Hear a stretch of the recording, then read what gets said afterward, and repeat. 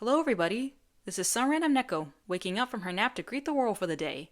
And by greet, I mean continue to travel down the nostalgia lane laid out by the release of the live action How to Train Your Dragon film and watch the next animated film in the franchise, How to Train Your Dragon 2. And as is usually the trend with DreamWorks sequel films, How to Train Your Dragon 2 continues to carry on the heart, humor, and charm of its predecessor with a spectacular viewing experience that's even better than before. 5 years have passed since the dragons and Vikings of Berk united, and much has changed in the wake of their peaceful coexistence. Now an inseparable pair, Hiccup and Toothless spend their time charting the archipelago's unmapped territories, while Astrid and the other riders challenge each other to dragon races, Berk's new favorite pastime. During one of Hiccup and Toothless' adventures, they discover the existence of Drago Bloodfist, a madman who wants to conquer the world with a dragon army. When they leave to prevent war from arriving at their shores, they encounter a mysterious dragon rider who turns out to be Hiccup's long-lost mother, and discover her home for the last 20 years. A secret ice cave that's home to hundreds of wild dragons they've never seen before. Just as mother and son reconnect, Hiccup and Toothless find themselves at the center of a battle to protect the peace of Berk, where the outcome has the power to change the future of both humans and dragons. How to Train Your Dragon 2 is a great sequel with another amazing story with a lot of heart that ventures beyond the boundaries of Berk and introduces new characters that broaden the horizons of what Hiccup and Toothless have come to know, allowing them to grow further as characters. It really felt like they were peeling back more layers of the same onion from How to Train Your Dragon, which is a great testament to how natural of a progression this sequel was to the story we all know and love. There's also the same usage of show don't tell, with the same balance of showing and telling, where when they need to tell, they'll definitely show why later on. Now, as is customary of a sequel, the gang we've come to know and love is back, and while still the same, they've also grown and matured in the 5 years since the events of the first film. For the most part, that is. Then there are the new characters the sequel introduces, Valka, Drago Bloodvis, and Eret, son of Eret. Valka is Hiccup's long-lost mother, and she's a great character who gives more insight into Hiccup's personality, as it's immediately clear he took after her in regards to their mindset towards dragons. And I love how the film takes time for her, Hiccup, and Stoic to reconnect with each other as they all heal together from the hurt of her absence. Drago Bloodvis serves as the villain and also as Hiccup's foil, due to their contrasting ideals and methods towards taming dragons. Hiccup believes in gaining a dragon's loyalty, so that they may peacefully coexist, while Drago would rather intimidate them into submission, believing dragons to be weapons for his personal use. I really like how the film compares and contrasts them, like how they both swing their weapons around in the same manner, but Hiccup does it to establish a connection, while Drago does it to intimidate. And Eret, son of Eret, is a dragon trapper under Drago's employ who serves as a means of showing that Hiccup's methods do work, just not on crazy people like Drago. I really like how he goes from someone who feels a certain type of way towards dragons to someone who learns what it means to truly earn a dragon's loyalty. And I really love how Hiccup's interactions and clashes with these new characters draw out the themes of the film, which center around leadership and its contrasting methods, such as leading through fear and power or with understanding and compassion, to destroy all that stands in your way or to protect what's yours with everything you have. And I really love how it's Stoic who teaches this lesson to Hiccup, but it's not until he interacts with the new characters that he actually understands what it means and internalizes it to choose the path forward that's right for him and his people. But as always, the main selling point of the story is the bonds the characters all share with each other. I love that the bond between Hiccup and Toothless is stronger than ever, and they still have the same sass and support that comes from being best buds, practically brothers. And I also love how the relationship between Hiccup and Astrid has grown. While we don't see much from Hiccup's side of the relationship, we do see how supportive Astrid is and how she can see what Hiccup can't and tells him as much. But instead of forcing the issue, she supports him until he figures it out for himself because she knows he will. But the bonds that really give the story heart and depth are the ones shared with Hiccup and his parents.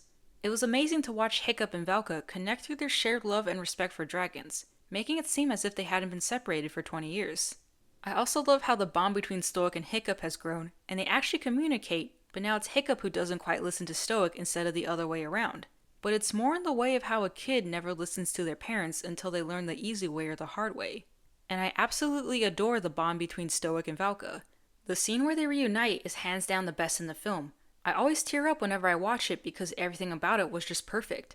The second best scene was when they reconnect by singing their song, and I love it so much because it felt like a family that was torn apart was being put back together and healed right before my eyes. The third best scene is the climax of the nest battle, which was absolutely gut-wrenching and heartbreaking.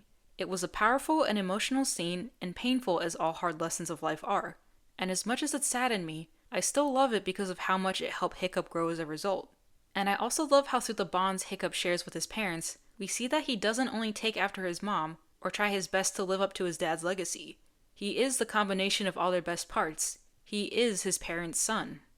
In regards to production, it's even more amazing than before with a massive improvement in quality, especially in regards to individual details, which was kind of insane to see. Like now you can clearly see light reflecting off of puddles, the frizzy texture of hair, the signs of age like facial hair and wrinkles, frost on the face, and even the ocean looked as if it belonged in a nature documentary as opposed to an animated film. I also love to see how things changed on Berg, with the island really evolving to show dragons and humans not just coexisting, but thriving together. The locations were also more expansive than before, with the size, scale, and beauty still there and looking better than ever. The animation also massively improved, and they definitely upped their game with the battle at the nest being an absolute spectacle from the combination of music, action, scale, and cinematography, with hundreds of different dragons flying about, the massive human army, the multitude of weapons being used, and the different battles going on. It was just an amazingly animated sequence, and many kudos should be given to the production team for creating this epic feast for the eyes. The flight scenes were also amazing, and it's great to see physics still being used as a guideline and not a suggestion. And I love how they continue to take advantage of the camera to show the rider and dragon's point of view. The dragon races especially were exciting with the cinematography and music used to pump you up like you're at an actual sporting event. I also love how there are even more dragons to meet, with designs, abilities, and movements unique to each different species. And I really like how the dragons we already know still have secrets not yet uncovered until now. Shout out to the production team again for their dedication and the sheer amount of work put in to design and animate all the different dragons, especially considering how many of them show up. And I'd also like to add an honorable mention for the end credit sequence art, which was amazing and beautiful to see. The soundtrack is also still amazing, with John Powell continuing to deliver with the orchestral soundtrack that is such a key part of How to Train Your Dragon's identity. There's also a lyrical version of the main theme, and it's great to listen to as the lyrics manage to add layers to it without detracting or distracting from the theme. The sound design is also still great, and so is the voice acting with the unique voices of each actor bringing their characters, new and old, to life once again. Now, as much as I love How to Train Your Dragon 2, the story was not as perfect or polished as its predecessor was. While it still had good progression, it got a little unfocused after Hiccup separated from the other writers, as if the film didn't quite know what to do with them but still had to keep them relevant somehow. This made their confrontation with Drago seem weird, because it felt like it was only happening so Drago and Hiccup would clash and the other writers would be in the right place at the right time. While this would be a perfectly reasonable way to progress things, the way they set up and executed it made it feel off. Like, how did Drago's men know they were there? Eret, son of Eret, didn't seem to know it was a trap, and even if he did, why was he detained too? Then the part with Astrid running her mouth and Drago declaring war felt slightly clunky with the dialogue getting a little confusing, especially on Drago's part.